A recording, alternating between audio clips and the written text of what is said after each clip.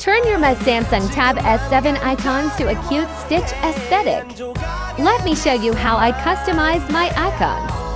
With the MyICON Changer app, there are so many cute icon themes to choose from this app. Here's how I dye my icons. Go to Customize, then tap to select a picture. Then select an app for the link, then click Save. Tato, loving my super cute icons. Also dyed my widgets with the MagicWidgets app. Here's how I did the image template.